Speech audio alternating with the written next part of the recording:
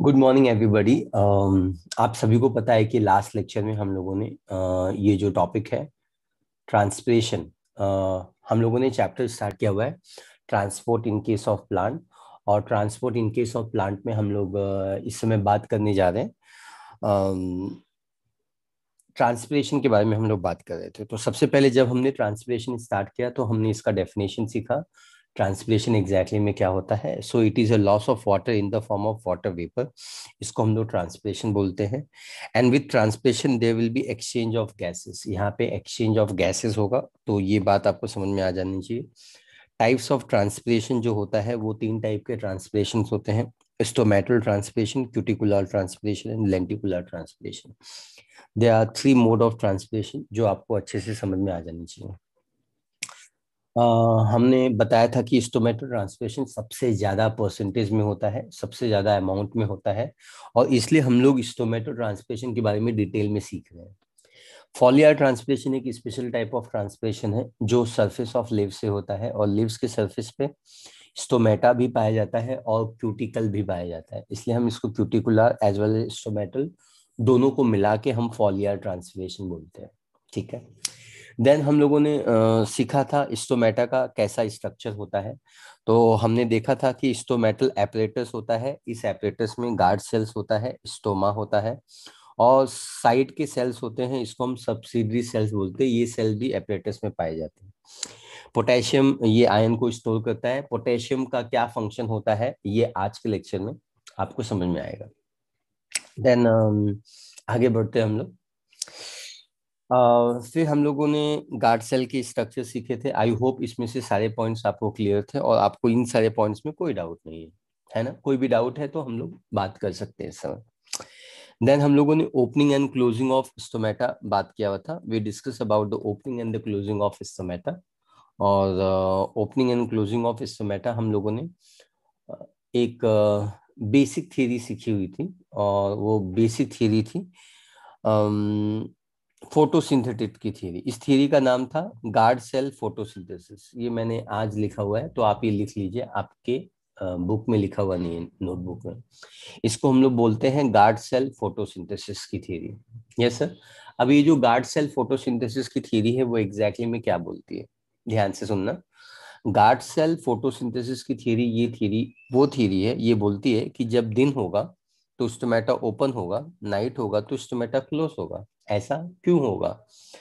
तो ये केम प्लांट एक स्पेशल एग्जांपल है। मैंने आपको बताया था केम प्लांट अपनी लाइफ में उल्टा काम करता है। उल्टा काम करता है बोलने का मतलब है, जब दिन होगा तो यहाँ पे स्टोमेटा क्लोज होगा, और जब नाइट होगा तो यहाँ पे स्टोमेटा ओपन हो जाएगा। कैम का फुल फॉर्म है क्रेसुलियन एसिड मेटाबॉलिज्म। पाइन एप्पल इसका एक वन ऑफ द एग्जांपल है। जीरोफाइटिक प्लांट है, ड्राई हैबिटेट है, और आई थिंक ये सारे पार्ट आपको क्लियर हो गए। डन। हम लोग मूव ऑन करते हैं। Day, light. जब दिन होगा तो लाइट आएगा, और जब लाइट आएगा तो फोटोसिंथेसिस होगा, और जब फोटोसिंथेसिस होगा तो ग्लूकोज बनेगा, और जब ग्लूकोज एज ए सोल्यूट है, जब वो गार्ड सेल के अंदर बढ़ जाएगा तो ऑस्मोटिक प्रेशर बढ़ जाएगा, ऑस्मोटिक प्रेशर डेवलप हो जाएगा। और जब ऑस्मोटिक प्रेशर डेवलप होता है, osmotic pressure is a pressure because of osmo, that is nothing but the solute. तो फिर जैसे ही ऑस्मोटिक प्रेशर डेवलप हो जाएगा, जैसे ही ऑस्मोटिक प्रेशर डेवलप हो जाएगा, so they will be entry of water. पानी की एंट्री से टर्गर प्रेशर डेवलप होगा, एंडो ऑस्मोसिस होगा। Outer wall of the guard cell will move outward, stretch outward, and stomata will open. Stomata क्या हो जाएगा? ओपन हो जाएगा। ठीक है। So I think all this parts is very very clear, और आप सभी बच्चों को ये पार्ट समझ में आया। ये बेसिक प्रिंसिपल है, और मैंने बहुत ताकत से आपको पिछले कुछ लेक्चर में ओपी क्या होता है, टीपी क्या होता है, एंडोऑस्मोसिस क्या होता है, वो सारे कॉन्सेप्ट मैंने आपको समझाया। इनकेस आपको कुछ डाउट है या आपको कुछ पार्ट ऑफ द वीडियो फिर से सुनना है, तो आप मुझे वीडियो वाइज आप मुझे बोल सकते हैं, मैं आपको प्राइवेटली शेयर कर सकता हूँ वीडियो, है ना? तो I think this part is done. आज का क्या लेक्चर है? आज हम लोग बात करने वाले हैं एक और थियरी के बारे में, एक और हाइपोथेसिस के बारे में, malate potassium ion pump hypothesis, या हम इसको मॉडर्न हाइपोथेसिस भी बोलते हैं। ठीक है बच्चों। तो ये दूसरी थ्योरी है जो हम स्टोमेटा, इसके बारे में और भी थ्योरी है, जैसे शुगर स्टार्च थ्योरी भी एक पाई जाती है, लेकिन वो सारी थ्योरी हम सीखना हमारे लिए पॉसिबल नहीं है।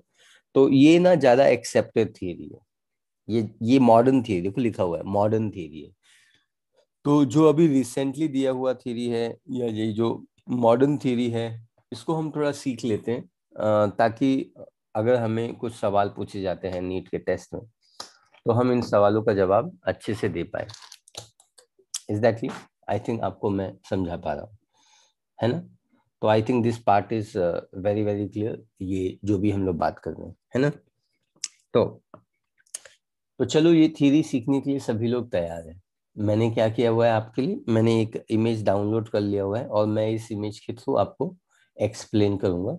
ये आइडियल इमेज है, जैसा इमेज हमको पढ़ाने के लिए चाहिए, बिल्कुल ये वैसा ही इमेज है। तो कोई दिक्कत नहीं है यहाँ पे। ठीक है, ओके बच्चों, वेरी नाइस। तो चलो बच्चों, बात करने की कोशिश करते हैं कि ये थ्योरी किसने दी थी। लेविट ने दी थी, 1974 में दी थी। तो ये थ्योरी क्या बोलती है? ये थ्योरी ये बात बोलती है कि ये जो गार्ड सेल है, जब दिन होगा तो स्टोमेटा ओपन होगा। Yes sir, whenever there is a daytime, whenever there is a daytime, this stomata is always going to be open। ये स्टोमेटा ओपन रहेगा। ऑब्वियसली आपको ये डायग्राम ड्रॉ करना रहेगा, और अच्छे से ड्रॉ करना रहेगा, क्योंकि इम्पोर्टेंट डायग्राम है। Yes sir. तो चलो बच्चों, बात करते हैं, डिस्कस करते हैं इस थ्योरी के बारे में। ये थ्योरी ऐसा बोलती है कि जो क्लोरोप्लास्ट है, क्लोरोप्लास्ट मतलब ग्रीन बैग, क्लोरोप्लास्ट मतलब ऐसा सेल ऑर्गेनेल जिसके अंदर फोटोसिंथेसिस होता है। तो अगर फोटोसिंथेसिस होगा तो यहाँ पे बनेगा ग्लूकोज, और जैसे ही बच्चों ग्लूकोज बनता है, वो it will be taken up, converted into PEP. अब ये जो पैप है वो क्या होता है? पैप का फुल फॉर्म होता है फॉस्फोइनॉल पायरुवेट। क्या बोलते हैं हम इसको? तो मैं यहाँ पे फुल फॉर्म लिख देता हूँ साइड में, यहाँ पे लिखा हुआ है ऑलरेडी। पैप का फुल फॉर्म है, पैप का फुल फॉर्म है phosphoenol pyruvate. PEP is nothing but the phosphoenol pyruvate, जो आप इस समय देख पा रहे हैं। ओ ए ओ ए, ओ ए का मतलब होता है ऑक्जेलो एसिटिक एसिड, ये भी आप देख पा रहे हैं इस समय। पैप का फुल फॉर्म है फॉस्फोइनॉल पायरुवेट, और ओ ए का फुल फॉर्म है ऑक्जेलो एसिटिक एसिड, ऑक्जेलो एसिटिक एसिड, है ना? यह है hydrogen potassium ion exchange pump. तो इसके बारे में हम अभी बात नहीं करेंगे। आपको ये दो केमिकल का फुल फॉर्म पता होना चाहिए, फॉस्फोइनॉल पायरुवेट एंड ओए का मतलब होता है ऑक्जेलो एसिटिक एसिड। सो बच्चों, एग्जैक्टली में क्या होता है? ये ग्लूकोज है जो फोटोसिंथेसिस से बनता है। ये ग्लूकोज ना दिन में पैप में कन्वर्ट हो जाता है, फॉस्फोइनॉल पायरुवेट में कन्वर्ट हो जाता है। अब ये जो फॉस्फोइनॉल पायरुवेट है ना, फॉस्फोइनॉल पायरुवेट है, वो CO2 को लेता है। फॉस्फोइनॉल पायरुवेट जो केमिकल होता है, ये इसके अंदर 3 कार्बन प्रेजेंट है बच्चों। कितने कार्बन प्रेजेंट है? 3 कार्बन प्रेजेंट है। और जब ये एक CO2 से कंबाइन होता है, तो इसके अंदर टोटल कितने कार्बन हो जाएंगे बच्चों? 4 कार्बन बन जाएंगे। वेरी नाइस, समझ में आया आपको? तो आपको ये अंडरस्टैंडिंग आ जानी चाहिए कि ये ग्लूकोज है, और ग्लूकोज जब पैप में कन्वर्ट होता है तो CO2 से कंबाइन होने के बाद ये ओए ओए ऑक्सैलो एसीटेट, यस सर। तो ये ऑक्सैलो एसीटेट बनाता है, और इस ऑक्सैलो एसीटेट में 4 carbon are going to be present. Yes sir, कितने कार्बन प्रेजेंट है बच्चों? 4 कार्बन इसके अंदर प्रेजेंट है। अच्छी बात है। अब जैसे ही ये जो 4 कार्बन बनता है ऑक्जेलो एसिड, ये कन्वर्ट होता है मैलिक एसिड में। और आप थ्योरी का नाम तो देखे ही हैं, मैलेट पोटेशियम पंप थ्योरी या हाइपोथेसिस। ये मैलेट थ्योरी और पोटेशियम, मैलिक एसिड और पोटेशियम प्लस पे बेस्ड ऑन थ्योरी है। Yes sir. तो एग्जैक्टली अब बच्चों, एग्जैक्टली में क्या होगा, जरा इसको समझने की कोशिश करते हैं। यहाँ देखिए, ये मैलिक एसिड है, yes sir, it is nothing but the malic acid. अब ये जो मैलिक एसिड होता है, ये जो मैलिक एसिड होता है, ये एसिड है ना, it is nothing but the acid. तो ये जो एसिड है, मैलिक एसिड, कोई भी जो एसिड होता है जैसे हाइड्रोक्लोरिक एसिड, ये एसिड होता है because of H+and Cl-, H+ की वजह से होता है। पक्का? तो अगर ये जो एसिड है इसको आपने पानी में डिजोल्व कर देते हैं, किसी भी एसिड को अगर आप पानी में डिजोल्व कर सकते हैं, डिजोल्व करते हैं, तो हमें केमिस्ट्री के टीचर ने बताया हुआ है, जब कोई भी एसिड पानी में डिजोल्व हो जाता है तो वो डिसोसिएट होता है H+and malate-। H+ और malate- में डिसोसिएट होता है, it is going to dissociate into H+and malate-। समझ में आया आपको? और ये जो हाइड्रोजन आयन है ये बनता है, तो जैसे हाइड्रोक्लोरिक एसिड H+ और Cl- में डिसोसिएट होता है, बिल्कुल उसी तरीके से बच्चों, एग्जैक्टली उसी तरीके से ये जो मैलिक एसिड है ये H+ और मैलेट में डिसोसिएट हो जाता है। डिसोसिएट होना मतलब पार्टनरशिप ब्रेक होना, अलग अलग हो जाना, इसी को हम डिसोसिएट बोलते हैं बच्चों। डन, इसी को हम डिसोसिएट बोलते हैं। सो मेरे प्यारे बच्चों, ये हो गया आपका मैलेट और ये हो गया हाइड्रोजन आयन। अब ये जो हाइड्रोजन आयन आप देख पा रहे हैं, ये हाइड्रोजन आयन है, और यहाँ साइड में कौन से सेल्स हैं, आपको कौन से सेल्स बताए थे हमने, कौन से सेल्स बताए थे हमने? सबसिडरी सेल बताए थे, आपको तो याद ही होगा। सबसिडरी सेल, बाहर जो सेल्स हैं,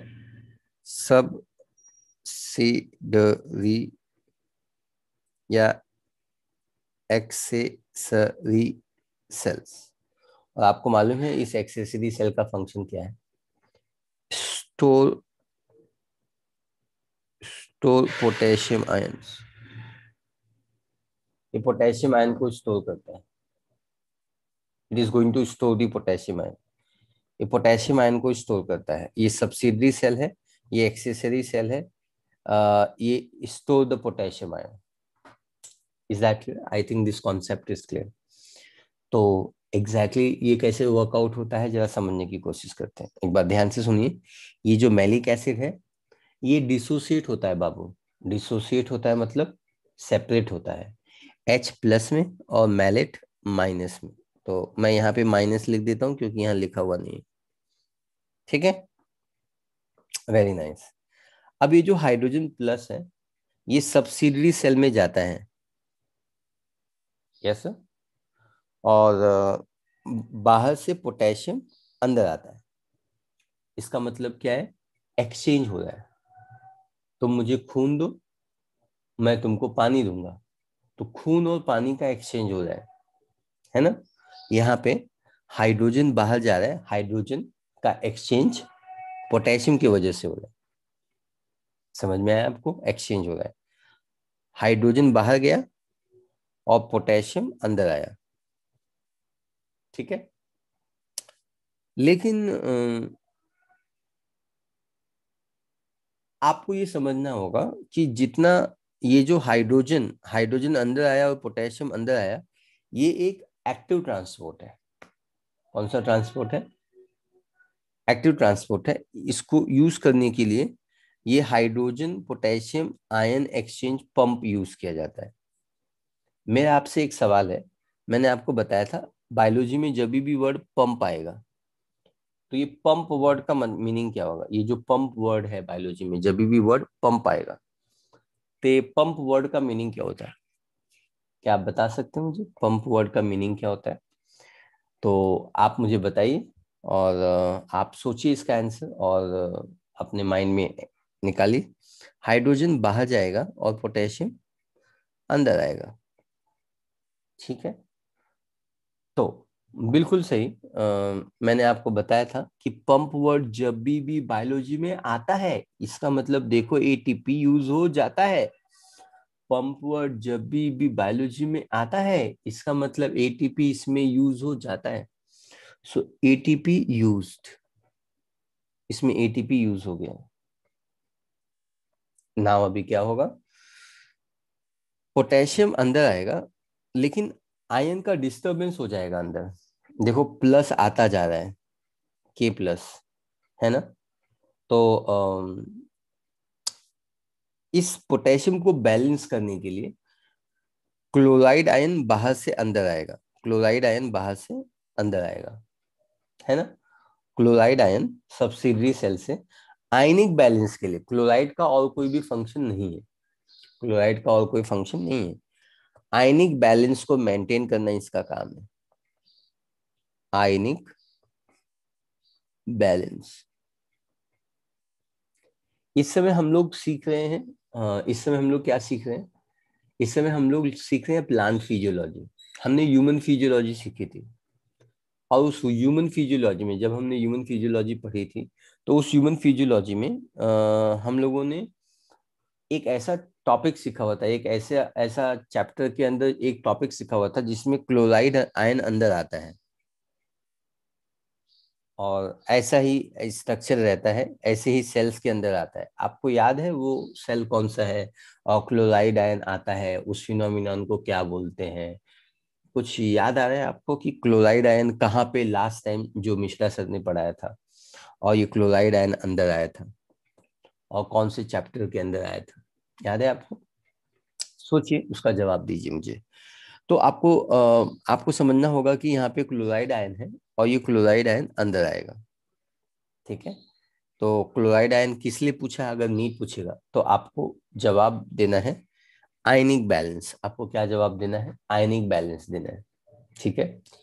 तो आपको याद होगा आरबीसी के बारे में जब हम पढ़ रहे थे, आरबीसी, तो क्लोराइड आयन अंदर आया था, इसको हम बोले थे क्लोराइड शिफ्ट, याद है? टॉपिक का नाम था transport of CO2 in the form of bicarbonate ion. 70% bicarbonate ion के फॉर्म में ट्रांसपोर्ट होता है CO2, 23% कार्बोमिनो हीमोग्लोबिन के फॉर्म में, और 7% डिजोल्व फॉर्म में। तो मेरे द्वारा ही लिखाया हुआ नोट्स है, आपको पढ़ाया हुआ नोट्स है, जो आपको याद रखना है कि ये इस तरीके से होता है, और आपको यहाँ पे इस बात को फोकस करना है, इस बात को याद रखना है कि जैसे ही ये प्रोसेस होता है, क्लोराइड आयन बैलेंस के लिए होता है, उसको हम हमबर्गर फिनोमिनॉन बोलते हैं। वहाँ respiration and exchange of gases chapter का नाम था, जो हमने सीखा हुआ था, आपको लिखाया हुआ नोट्स है। इसलिए हम बच्चे सभी नोट्स लिखते हैं। नोट्स लिखना मतलब बहुत ही ज्यादा इंपॉर्टेंट है। बहुत सारे बच्चे होते हैं खूब वीडियो देखते हैं, वीडियो आपको मैक्सिमम 4 से 5 घंटे देखने हैं, और आपको लेक्चर नोट्स बनाना है, वीडियो खाली हाथ नहीं बैठना है। तो आई होप मैं आपको जैसा बता रहा हूँ, पेन पेपर पेंसिल नोट्स बनाना है अच्छे से, और उसी नोट से आपको टेस्ट के लिए पढ़ना है, फिर से वीडियो पे नहीं लौट के आना है। कितना वीडियो पे लौटोगे? सब माया है ना। ओके, हमारा स्टूडियो है, देखिए हमने स्टूडियो डेवलप किया, तो आप पढ़िए यहाँ पे। ये है क्लोराइड आयन, जो यहाँ पे शिफ्ट होगा आयनिक को बैलेंस करने के लिए, ठीक है। ओके, अभी बच्चों, अब ये पोटेशियम करेगा क्या? अब ध्यान से सुनना, मेरे साथ सुनना। ये जो पोटेशियम आयन है, और ये जो मैलेट माइनस आयन है, ये दोनों आयन यहाँ पे चले जाएंगे। यहाँ पे मतलब ये कौन है, कौन है ये स्ट्रक्चर? वैक्यूल है, आपको मालूम है ना ये वैक्यूल है। सो ये वैक्यूल के अंदर चले जाएंगे। जैसे ही ये वैक्यूल के अंदर चले जाएंगे, as soon as they will come in the vacuole, vacuole में जैसे ही आएंगे, इसका ओपी बढ़ जाएगा। Yes, increase ionic concentration of potassium and chloride and malate ion.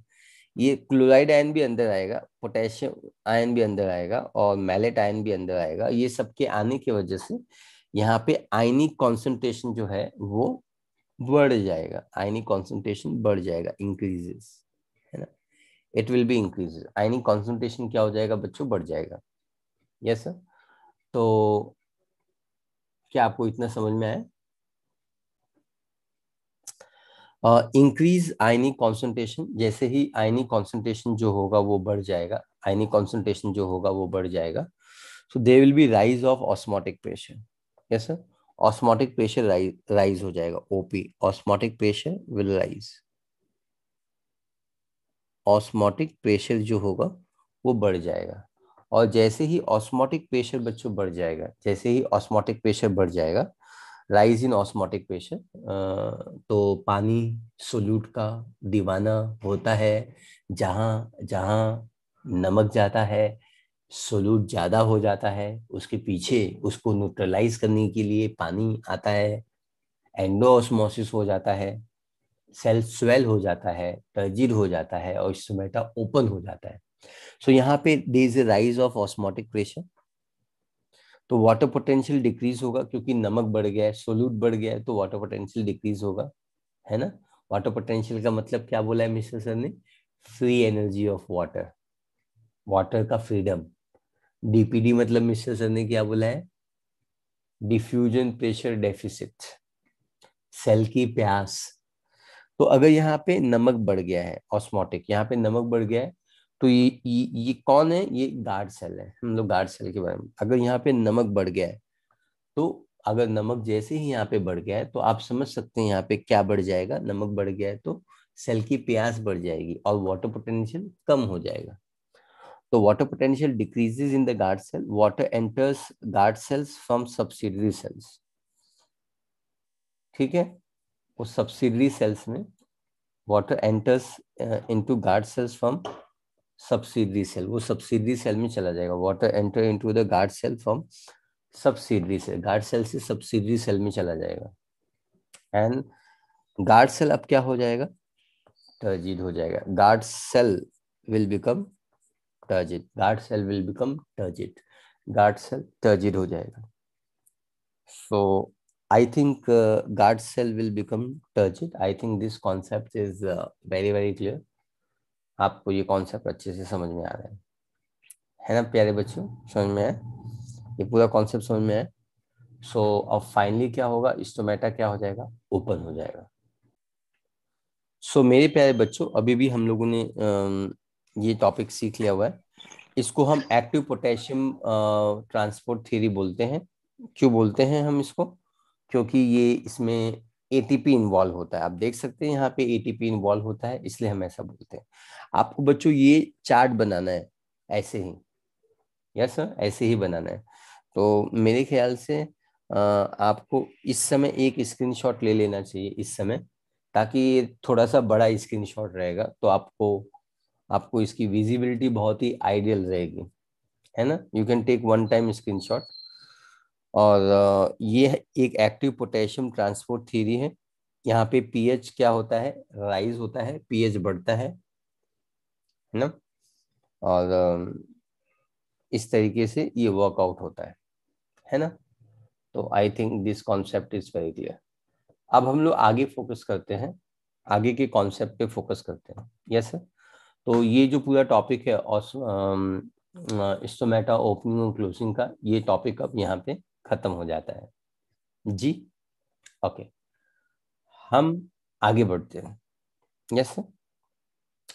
ये मोस्ट ऑफ द बच्चों को डाउट रहता है, ये जो टॉपिक रहता है वो मोस्ट ऑफ द बच्चे को डाउट होता है। Yes sir. तो आई होप आप सभी को ये क्लियर है। और भी कुछ डाउट है तो आप बाद में भी बात कर सकते हैं। तो now this topic is over. अब हम लोग इस टॉपिक को के अगले पार्ट पे फोकस करते हैं। यही टॉपिक है, मतलब हम लोग अभी भी हम लोग ट्रांसपिरेशन ही पढ़ने जा रहे हैं। Now we gonna talk about the factors affecting transpiration. Factors affecting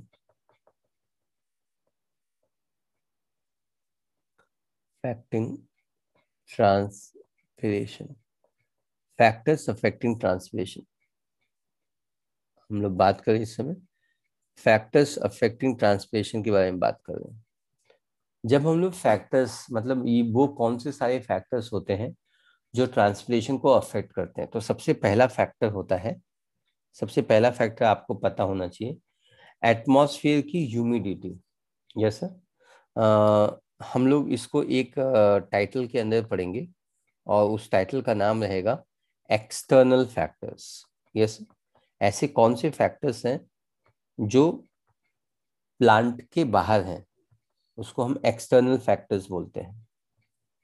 external factors, तो एक्सटर्नल फैक्टर्स कैसे अफेक्ट करता है उसके बारे में हम लोग समझने की कोशिश करते हैं। एक्सटर्नल फैक्टर्स, ठीक है बच्चों।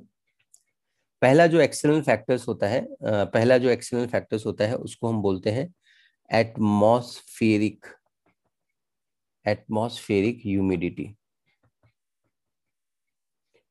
जब हम लोग एटमॉस्फेरिक ह्यूमिडिटी के बारे में बात करते हैं तो ये मोस्ट इंपॉर्टेंट फैक्टर है।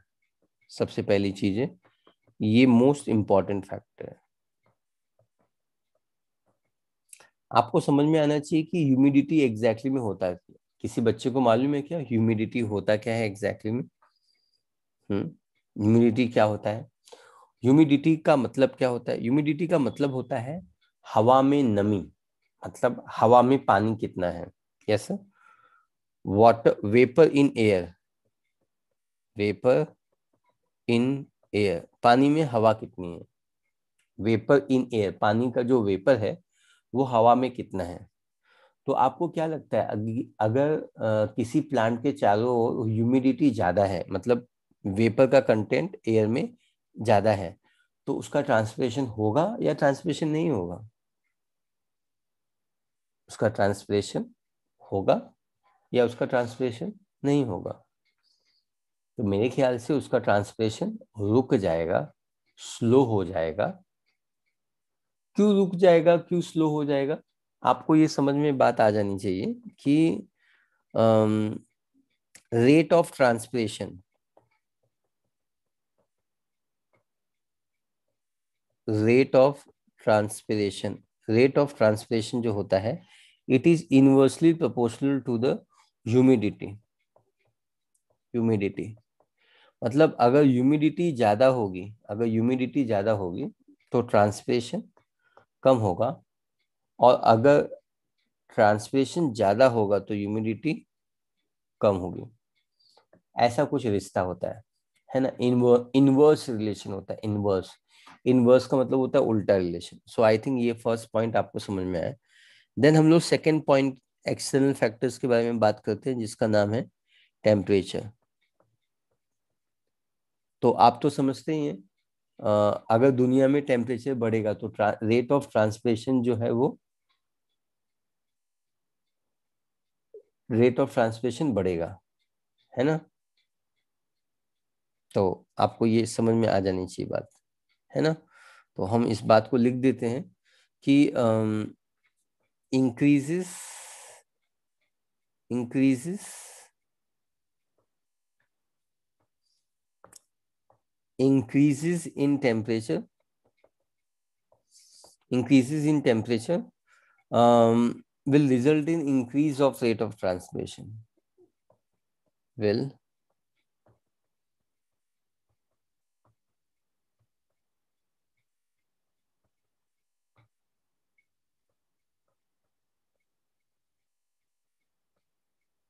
result in increase in transpiration at very high temperature। transpiration decrease हो जाएगा अगर टेम्परेचर बहुत ज्यादा हो जाता है, बहुत ही ज्यादा टेम्परेचर हो जाता है ना।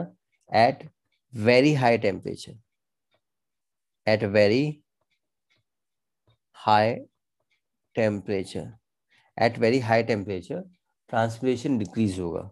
कोई बता सकता है ऐसा क्यों होगा? डिक्रीज होगा, देखो, अगर हम टेम्परेचर बढ़ाना चालू करते हैं अगर हम टेम्परेचर बढ़ाना चालू करते हैं तो रेट ऑफ ट्रांसपिरेशन बढ़ेगा क्योंकि स्टोमेटा ओपन हो जाएगा। लेकिन अगर टेम्परेचर बहुत ही ज्यादा बढ़ जाएगा, है ना, आप ऐसा इमेजिन कीजिए अपने बॉडी के साथ कि ठंडी का मौसम है और आपके बाजू में, नजदीक में आग लगा दी जाए, है ना, तो आपको कैसा लगेगा? लकड़ी जला दी जाए आग सेकने के लिए तो आपको अच्छा लगेगा? अच्छा लगेगा ना। तो अगर टेम्परेचर बढ़ेगा तो अच्छा लगेगा, ट्रांसपिरेशन होगा। लेकिन टेम्परेचर बहुत ज्यादा ज्यादा हो गया, टेम्परेचर बहुत ज्यादा हो गया, तो प्लांट उसको बर्दाश्त नहीं कर पाएगा, प्लांट अपना स्टोमेटा बंद कर देगा, प्लांट उसको बर्दाश्त नहीं कर पाएगा, प्लांट अपना स्टोमेटा बंद कर देगा। Do you understand? प्लांट अपना स्टोमेटा एब्सोल्यूट तरीके से बंद कर देगा, और जब प्लांट अपना स्टोमेटा बंद कर देगा तो ट्रांसपिरेशन क्या हो जाएगा बच्चों?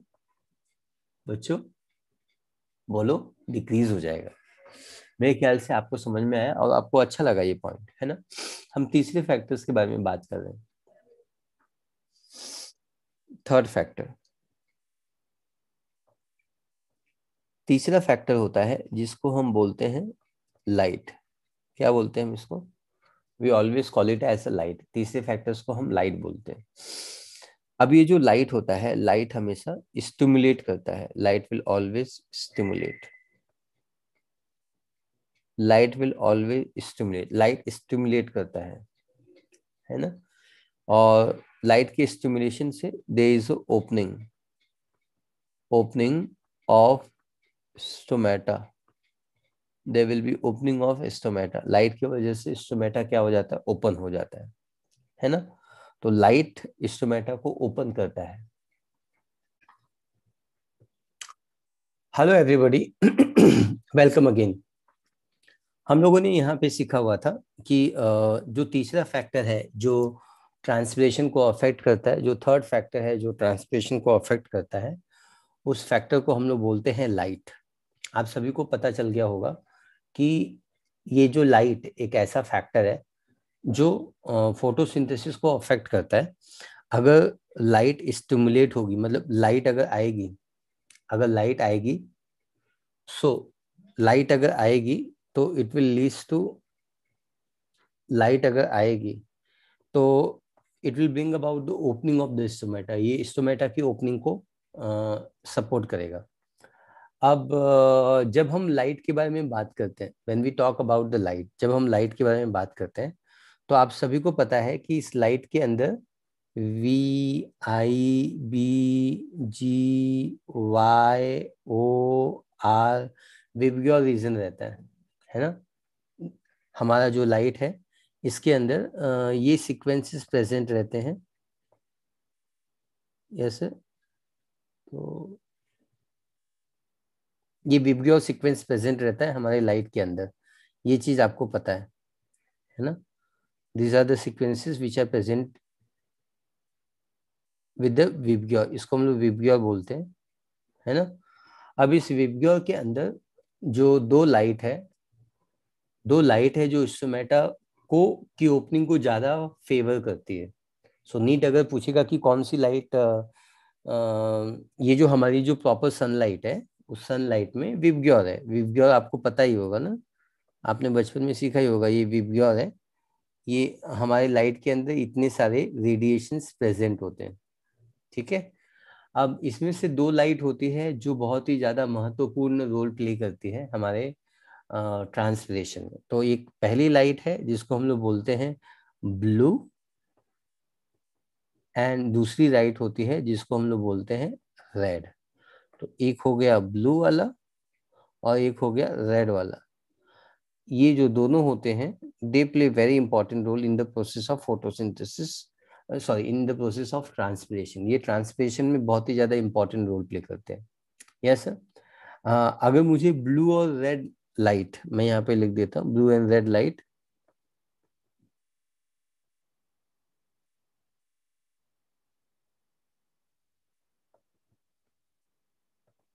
Help in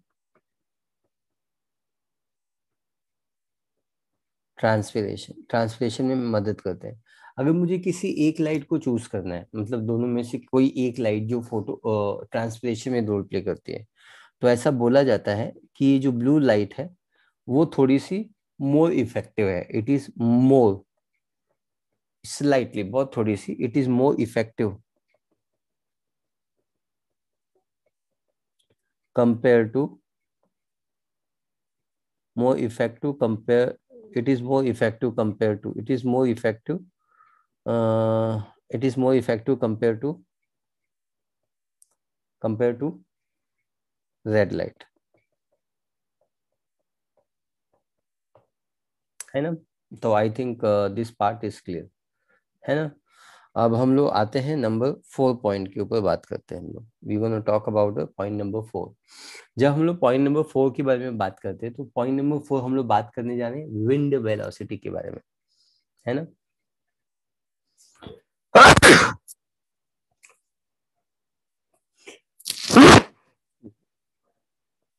let us talk about the wind velocity.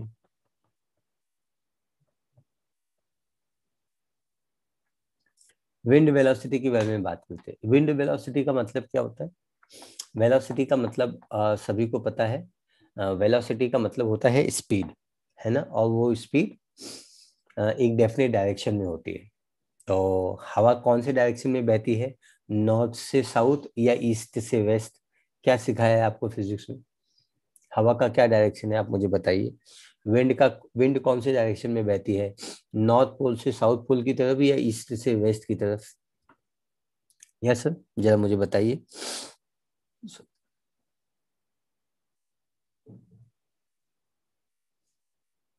बताइए।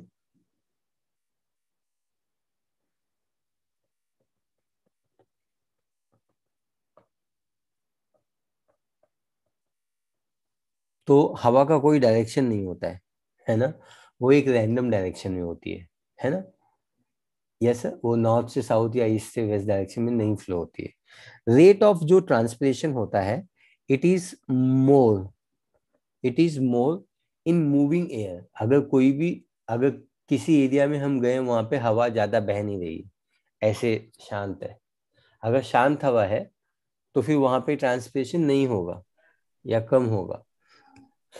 लेकिन अगर किसी एरिया में हवा की वेलोसिटी ज्यादा है, जैसे हवा की वेलोसिटी हवा की वेलोसिटी ज्यादा है, इन दैट केस वहां पे ट्रांसपिरेशन ज्यादा होगा। So rate of transpiration will be more more in wind velocity compare to still air, compare to still air. Yes sir, still air मतलब एक जगह पे हवा रहने वाला। तो ये चौथी प्रॉपर्टी जो आपको क्लियर हो गई है। अब पांचवी प्रॉपर्टी है एटमॉस्फेरिक प्रेशर। आई होप आपको समझ में आ रहा है। किसी भी पॉइंट पे आपको डिफिकल्टी है तो आप मुझसे बात कर सकते हैं। एटमॉस्फेरिक प्रेशर के बारे में बात करते हैं, है ना। जब हम लोग एटमॉस्फेरिक प्रेशर के बारे में बात करते हैं, यस सर, जब हम लोग एटमॉस्फेरिक प्रेशर के बारे में बात करते हैं तो आपको ये बात समझ में आ जानी चाहिए कि एटमॉस्फेरिक जो प्रेशर होता है, अगर प्रेशर ज्यादा होगा तो ट्रांसपिरेशन ज्यादा होगा, या प्रेशर कम होगा तो ट्रांसपिरेशन कम होगा? तो आप मुझे बताइए कैसे होगा। अगर प्रेशर ज्यादा है तो रेट ऑफ ट्रांसपिरेशन कम होगा, और प्रेशर कम है तो रेट ऑफ ट्रांसपिरेशन ज्यादा होगा। So rate of transpiration inversely proportional है। Yes sir. सो ये जो ट्रांसपिरेशन होता है,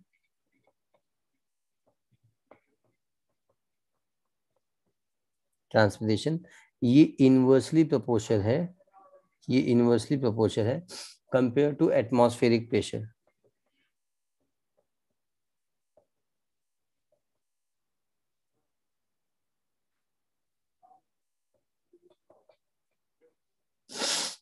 yes sir, compare to atmospheric pressure, ये जो ट्रांसपिरेशन है वो इनवर्सली प्रोपोर्शनल है। अगर ट्रांसपिरेशन बढ़ेगा तो प्रेशर इसका मतलब कम हुआ है, और प्रेशर अगर बढ़ेगा तो ट्रांसपिरेशन क्या होगा?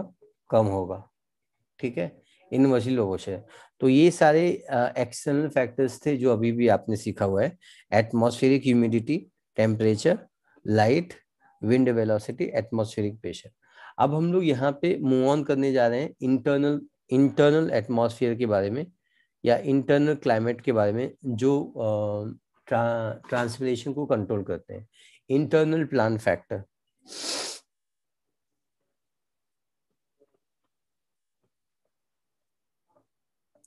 जब हम इंटरनल प्लान फैक्टर्स के बारे में बात करते हैं, जो तो उसके अंदर जो सबसे पहला फैक्टर होता है वो खुद स्टोमेटा, खुद स्टोमेटा। मतलब स्टोमेटा का सबसे पहला पॉइंट है स्टोमेटा का नंबर, नंबर ऑफ स्टोमेटा। आपको क्या लगता है कि स्टोमेटा कहाँ पे ज्यादा है? Rate of transpiration is directly proportional to the number of stomata. Number of stomata और ट्रांसपिरेशन, ट्रांसपिरेशन ये डायरेक्टली प्रोपोर्शनल है। ये बात आपको समझ में आ जानी चाहिए। समझ में आ गया आपको? अगर नंबर ऑफ स्टोमेटा ज्यादा होगा तो ट्रांसपिरेशन भी ज्यादा होगा, अगर नंबर ऑफ स्टोमेटा कम होगा तो वो ट्रांसपिरेशन भी कम होगा। देन नेक्स्ट आता है distribution of stomata, distribution of stomata. मतलब स्टोमेटा कौन से कहाँ पे डिस्ट्रीब्यूटेड है?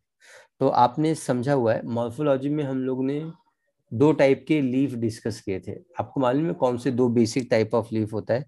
एक होता है आइसो बायलैटरल लीफ,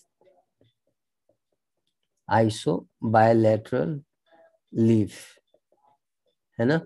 और एक होता है dorsiventral leaf, dorsiventral leaf. अब ये जो आइसो बायलैटरल लीफ होता है वो मोनोकॉट में प्रेजेंट है। कहाँ प्रेजेंट है? मोनोकॉट में। और ये कहाँ प्रेजेंट है? डायकॉट में प्रेजेंट है। It is going to be present in dicot. तो ये प्रेजेंट है मोनोकॉट में और ये प्रेजेंट है डायकॉट में। तो अगर कोई भी तो आइसो बायलैटरल मतलब मोनोकॉट का पत्ता देखा है तुमने? ज्वार का, बाजरा का, गेहूं का, चावल का पत्ता देखा है तुमने? शुगर कैन का पत्ता देखा है तुमने? तो इसका जो पत्ते का जो फ्रंट साइड होता है और बैक साइड होता है दोनों सेम दिखता है। उस ऐसे पत्ते को हम लोग क्या बोलते हैं? Iso bilateral. मतलब आइसो मतलब सिमिलर। आइसो वर्ड, आइसो जो वर्ड होता है इसका मतलब होता है सिमिलर, है ना।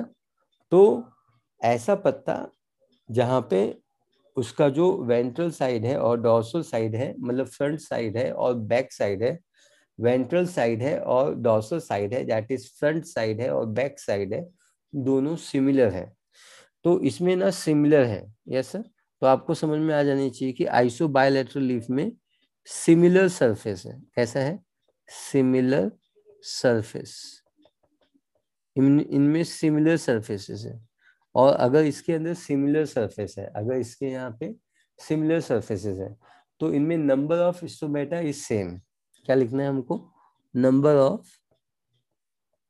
Of stomata, stomata same, number of stomata same. समझ में आया आपको? नंबर ऑफ स्टोमेटा सेम है। अब हम लोग डॉर्सी वेंट्रल लीफ के बारे में बात करते हैं। जब हम लोग डॉर्सी वेंट्रल लीफ के बारे में बात करते हैं, जब हम लोग डॉर्सी वेंट्रल लीफ के बारे में बात करते हैं तो ये पाया जाता है डायकॉट में। It is going to be seen in case of dicot. कहाँ पे दिखाई देता है? डायकॉट में दिखाई देता है, डायकॉट में दिखाई देता है। यस सर, क्लियर है ना एकदम? डायकॉट में दिखाई देता है। अब जब ये डायकॉट में दिखाई देता है तो ये एक डॉर्सी वेंट्रल पत्ता है। तो इसके नीचे के साइड में डायकॉट देखा है ना? मैंगो का पत्ता देखा है, पीपल का पत्ता देखा है, देखा है ना, है ना। तो उसमें एग्जैक्टली होता क्या है कि यूजुअली जो लोअर सरफेस होता है, नीचे का जो सरफेस होता है, ये फ्रंट सरफेस है, ये फ्रंट सरफेस है और ये बैक सरफेस है। ये फ्रंट सरफेस है, ये फ्रंट सरफेस है और ये बैक सरफेस है। Yes sir. तो इसके जो लोअर सरफेस जो होते हैं, है ना, इसके जो लोअर सरफेस होते हैं, लोअर सरफेस, इनका जो लोअर सरफेस होता है, इनका जो इनका जो लोअर सरफेस होता है, it has a more number of stomata. इसके पास मोर नंबर ऑफ स्टोमेटा है।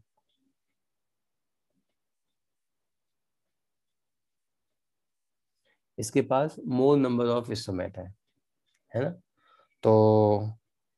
तो आप मुझे बताइए, अगर नीट आपको पूछता है कि मोनोकॉट और डायकॉट में, मोनोकॉट और डायकॉट में कौन ज्यादा ये करता है,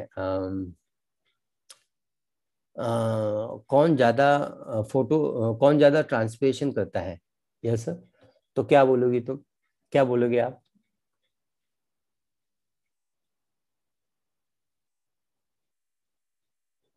मोनोकॉट का पत्ता ज्यादा ट्रांसपिरेशन करेगा या डायकॉट का पत्ता ज्यादा ट्रांसपिरेशन करेगा? क्या बोलना चाहोगे आप? Yes sir. आपने बोला डायकॉट, बट थोड़ा आंसर गलत हो गया। आपको ध्यान देना था कि यहाँ पे सिमिलर सरफेस है और नंबर ऑफ स्टोमेटा सेम है। मतलब ऊपर भी स्टोमेटा है और नीचे भी स्टोमेटा है, लेकिन यहाँ पे ऊपर के सरफेस पे स्टोमेटा नहीं है, क्यूटिकल रहता है। लोअर सरफेस पे ये मोर स्टोमेटा है ना। तो लोअर सरफेस पे ज्यादा स्टोमेटा है, तो जो मोनोकॉट का पत्ता रहेगा, it will always do more transpiration. Yes sir, is that clear? Monocot transpire more than the dicot. तो ये कंक्लूजन लाइन है जो मैं नीचे यहाँ पे लिखता हूँ, आप इसको ध्यान से सुनिए। Monocot monocots will do more transpiration than dicot. Monocot के कंपैरिजन में डाइकॉट ज्यादा परफॉर्म करेगा। समझ में आया आपको? तो क्या आपको ये पॉइंट्स क्लियर हो गए हैं?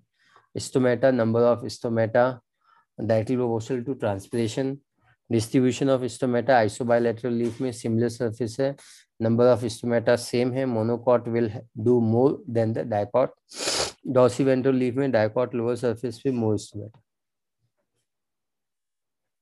Yes sir, I think this part is clear. कोई डाउट है आपको इसमें? Very good. चलो आगे बढ़े हम लोग, है ना। तो will take a new page and will start. Yes sir. So this was page number 25.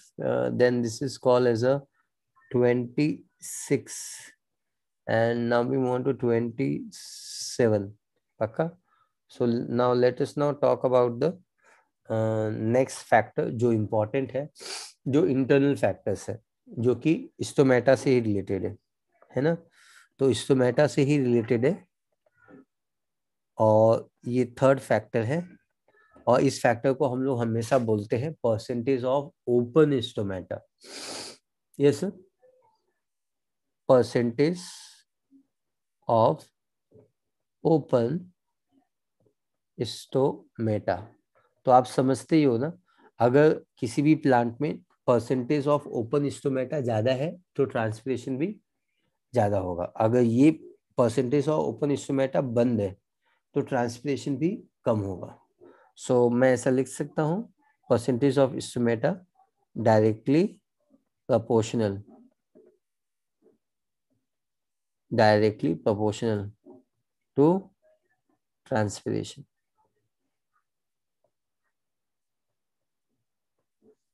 है ना। चलो फिर अब हम सेकंड पॉइंट के बारे में बात करने जा रहे हैं। सेकंड पॉइंट है anatomy of leaf. Anatomy of leaf, anatomy of leaf के बारे में बात करते हैं। Yes sir, anatomy of leaf के बारे में बात करने की कोशिश करते हैं हम लोग। कैसे? एनाटॉमी ऑफ लीफ के बारे में बात करते हैं, है ना।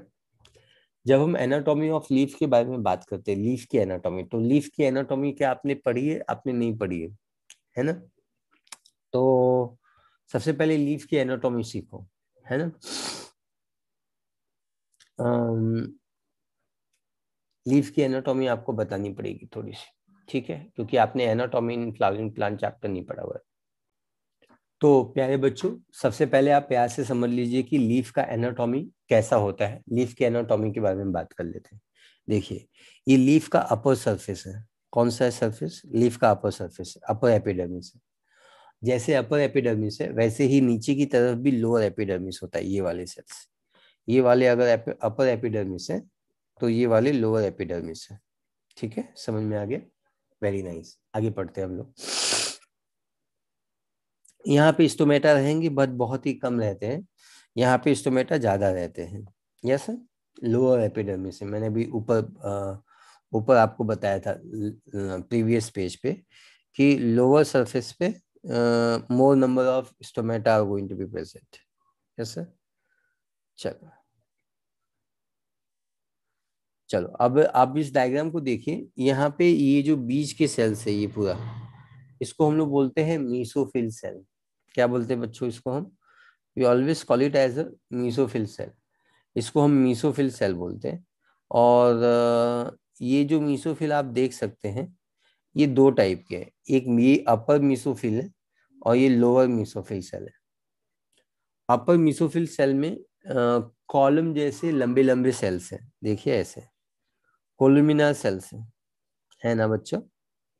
यहाँ पे कॉलम जैसे सेल्स हैं, पक्का? और यहाँ पे कैसे स्पॉन्जी सेल्स है। कैसे सेल्स है? स्पॉन्जी सेल्स है। इसको हम स्पॉन्जी मीसोफिल बोलते हैं। स्पॉन्जी क्यों बोलते हैं? आपको स्पंज मालूम है ना? ये जो स्पंज होता है ना, उसके बीच में स्पेस ज्यादा होता है जिसमें पानी एब्जॉर्ब हो जाता है, याद है? तो यहाँ पे भी ना ये स्पंज जैसा है, क्योंकि यहाँ पे बीच में ना वाट पानी के वेपर्स है। क्या है? पानी के वेपर्स है यहाँ पे बीच बीच में, है ना? एयर स्पेस है, और इस एयर स्पेस में पानी वेपर के फॉर्म में प्रेजेंट होता है। क्लियर है? Very good. और पहली सेट जो होते हैं वो एक दूसरे से जुड़े रहते हैं, इनके बीच में कोई भी जगह नहीं है। तो आपके हिसाब से ट्रांसप्रेशन, लोअर एपिडर्मिस में क्यूटिकल है, बट ये बहुत ही, ये जो लोअर एपिडर्मिस में जो क्यूटिकल है ये बहुत ही थिन है। लेकिन अपर एपिडर्मिस पे जो क्यूटिकल है वो थिक है। वो कैसा है? थिक है ना? तो आपको समझ में आ जाना चाहिए कि ट्रांसपिरेशन कहाँ पे ज्यादा होगा। ट्रांसपिरेशन थिक अपर एपिडर्मिस पे कम होगा, है ना? हमने बात कर रहे थे एनाटॉमी ना, तो एनाटॉमी में अपर एपिडर्मिस में मोटा क्यूटिकल होता है, तो यहाँ पे थिन, यहाँ पे कम ट्रांसपिरेशन होगा। यहाँ पे पेलिसेड सेल्स होते हैं। कैसे? पेलिसेड सेल्स होते हैं। तो ये जो पेलिसेड सेल्स होते हैं, यहाँ पे भी ट्रांसपिरेशन कैसा होगा? कम होगा। लेकिन ये जो स्पॉन्जी है, यहाँ पे जो ट्रांसपिरेशन होगा वो ज्यादा होगा, है ना? और यहाँ पे नंबर ऑफ स्टोमेटा भी ज्यादा है लोअर एपिडर्मिस में। तो हम लोग पॉइंट लिखते हैं, है ना? In the palisade area transpiration is less. लिखे ना? समझ में आया ना? Number one, in palisade area transpiration is less. Transpiration is less. Transpiration यहाँ पे क्या है? कम है ना? Compare to, compare to spongy mesophyll.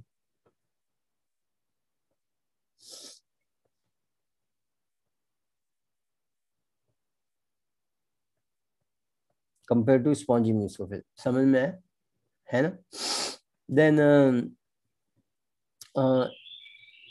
एक स्ट्रक्चर होता है, एक हार्मोन, जिसको हम बोलते हैं एब्सेसिक एसिड।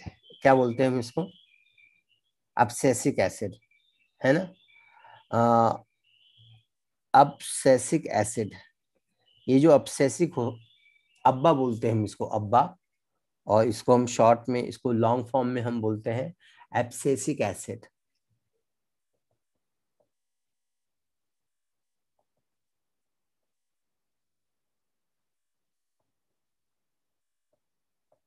एब्सेसिक एसिड बोलते हैं हम इसको, ठीक है? अब ये जो एब्सेसिक एसिड होता है, यस सर, ये ये स्टोमेटा को क्लोज करता है। It close stomata. बच्चे पूछते हैं कि ये एब्सेसिक एसिड है क्या? आपने एनिमल का हार्मोन सीखा ना, आपने ह्यूमन का हार्मोन सीखा, ग्रोथ हार्मोन, अलग अलग टाइप के हार्मोन ह्यूमन में आपने सीखे ना। वैसे ही अब्बा जो होता है वो प्लांट का हार्मोन है। It's a plant hormone. Plant hormone, ये प्लांट का हार्मोन है। यस सर, ये प्लांट का हार्मोन है। आई think this part is very very clear, है ना? पक्का है ना? ओके। अब हम तीसरे फैक्टर, कोई डाउट है आपको इस सेकंड पॉइंट पे? सेकंड पॉइंट पे कोई डाउट है? मेरे ख्याल से डाउट नहीं। इनकेस यू हैव डाउट आप पूछ सकते हैं। अब हम लोग मूव ऑन करते हैं नंबर 3 पॉइंट के बारे में, तीसरे पॉइंट के बारे में। तीसरा पॉइंट जो है वो है water status of plant.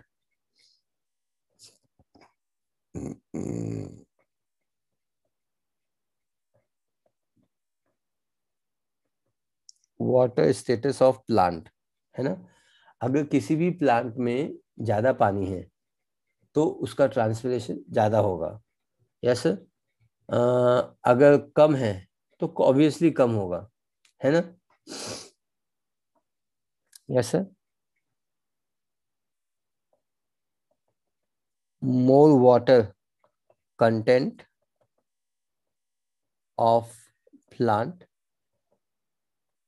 Means more transpiration. यहाँ पे ट्रांसपिरेशन ज्यादा होगा। Yes sir, is that clear? ठीक है, तो ये पार्ट भी क्लियर हो गया है। और आई थिंक ये जो कॉन्सेप्ट था, मतलब कौन कौन से फैक्टर्स थे, वो फैक्टर का पार्ट, ये इंटरनल प्लांट फैक्टर्स है, ये एक्सटर्नल प्लांट फैक्टर्स है ना। तो ये पार्ट भी है वो कवर हो गया है। अब कुछ बेसिक फैक्ट होते हैं, उस फैक्ट के बारे में बात कर लेते हैं। Yes sir, basic fact about the translation, उसके बारे में बात कर लेते हैं, है ना। Basic fact about the translation, उसके बारे में बात कर लेते हैं। यस सर, तो टाइटल रहेगा facts of transpiration. Facts of transpiration, fact of transpiration के बारे में बात कर लेते हैं। Let's not talk about the facts of transpiration. Transpiration के फैक्ट के बारे में बात करते हैं, है ना। तो एक पहला फैक्टर है, पहला फैक्ट है जो आपको समझ में आना चाहिए, उसको हम लोग बोलते हैं anti transparent. Anti transparence, anti transparent. कैसे? Let's talk about the anti transparent. तो अब आपको ये समझ में आना चाहिए कि एंटी ट्रांसपेरेंट एग्जैक्टली में होता क्या है। एंटी ट्रांसपेरेंट वो कंपाउंड होते हैं जो ट्रांसपिरेशन को रोकते हैं, वो ट्रांसपिरेशन के अगेंस्ट है। समझ में आ रहा है? तो ट्रांसपिरेशन को रोकना है क्या? हाँ, ट्रांसपिरेशन को रोकना है। अगर अगर कोई धूप का इलाका है जहाँ पे हमेशा धूप रहती है, तो वहां पे तो हमारा प्लांट दिन में स्टोमेटा बंद करके रखेगा, है ना। लेकिन अगर स्टोमेटा बंद कर देगा तो वो ऑक्सीजन लेना, CO2 छोड़ना नहीं कर पाएगा, और प्लांट फिर फोटोसिंथेसिस नहीं कर पाएगा, प्लांट फिर मर जाएगा। Yes sir, is that clear? Anti transparent, anti word का मतलब सभी को मालूम है क्लास में, यहाँ पे एंटी वर्ड का मतलब होता है अपोजिट। एंटी वर्ड का मतलब होता है अपोजिट। ये वो सब्सटेंस होते हैं जो ट्रांसपिरेशन को रोकते हैं या रिड्यूस करते हैं। यस सर, मैं डेफिनेशन लिखता हूँ। These are the substances, substances which which reduce, substances which reduce the rate of transpiration, rate of transpiration, जो ट्रांसपिरेशन को रोकते हैं, which reduces the rate of transpiration, है ना। इसको हम एंटी ट्रांसपेरेंट बोलते हैं।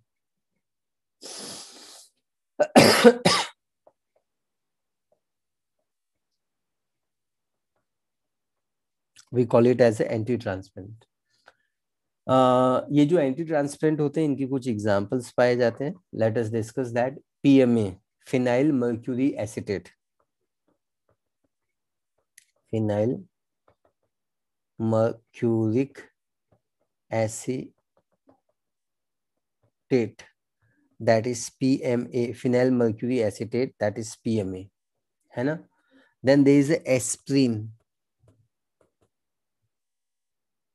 एस्प्रिन, एस्प्रिन का मतलब होता है salicylic acid, salicylic salic acid, salicylic acid है। Then there is ABA. ABA मैंने अभी आपको बताया था अब्सेसिक एसिड थोड़ी देर पहले, ये स्टोमेटा को बंद करता है। Oxy ethylene, oxy ethylene, oxy ethylene भी है, oxy ethylene. Silicon oil, silicon oil, silicon oil, ये भी स्टोमेटा को बंद करता है ना। तो CO2 and low viscosity wax, CO2 low viscosity wax, low viscosity wax comma. तो ये सारी बातें आपको क्लियर हो जानी चाहिए, मैं एक बार बता देता हूँ। PMA, phenyl methyl acetate, aspirin, salicylic acid, ABA, CO2, low viscosity wax, oxyethylene, silicone oil. तो ये सारी चीजें होती है जो स्टोमेटा को क्या करती हैं, ये सारी चीजें स्टोमेटा को क्या करती है, बंद करती हैं, उनको रिड्यूस करती है। Yes sir. तो ये ड्राई फार्मिंग में यूज किया जाता है। कहाँ यूज किया जाता है? यूज इन ड्राई फार्मिंग, जहाँ पे सूखा ज्यादा है तो वहाँ पे खेती कैसे करेंगे। तो ड्राई फार्मिंग का तरीका है कि स्टोमेटा को ट्रांसपिरेशन ना होने दिया जाए या ट्रांसपिरेशन कम होने दिया जाए। Yes sir. तो I think this particular part is over. Transpiration के एक दो पॉइंट और है जो कि हम कल के लेक्चर में जरूर सीखेंगे। तो आई थिंक ये टॉपिक आपको समझ में आ गया हुआ है।